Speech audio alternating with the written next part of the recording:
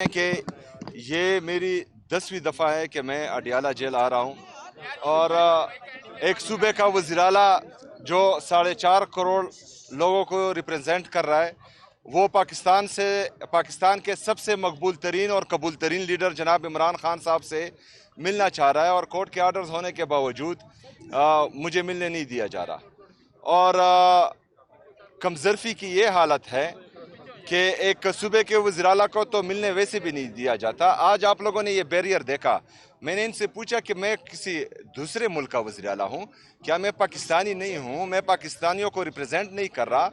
آپ لوگوں نے یہ جو بیریئر آج لگائی ہوئی ہیں تو آپ لوگ کیا میسج دے رہے ہیں دنیا کو؟ آپ جو ہیں نفرتیں بڑھا رہے ہیں،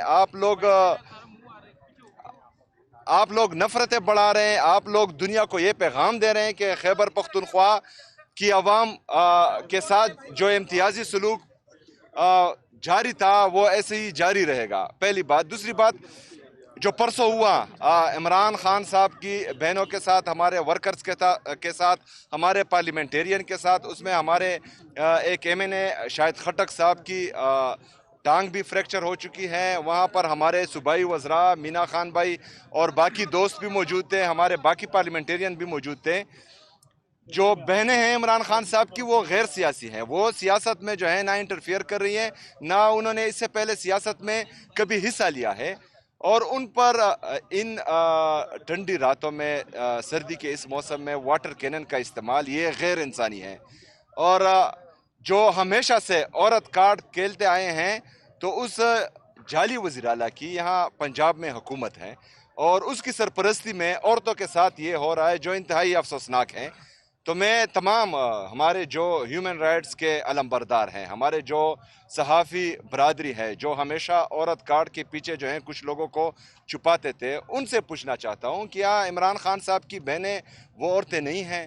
کیا عمران خان صاحب کی اہلیہ بشرا بی بی جن کو ناحق قید کیا ہوا ہے، جن کا سیاست سے دور دور تک کوئی لینا دینا نہیں ہے، ان کو جو ہے غیر انسانی طریقے سے جیل کے اندر رکھا گیا ہے؟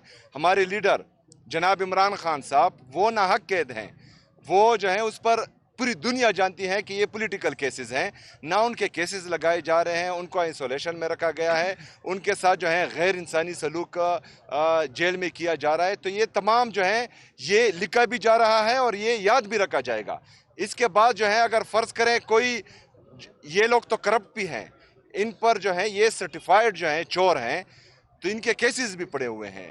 جب ہماری باری آئے گی، کیونکہ انہوں نے تا حیات اقتدار میں نہیں رہنا، جب ہماری باری آئے گی تو پھر جو ہے کسی کو یہ موقع نہیں ملے گا اور نہ ہی یہ جواز ہوگا کہ فلانا یہ ہے اور فلانا وہ ہے۔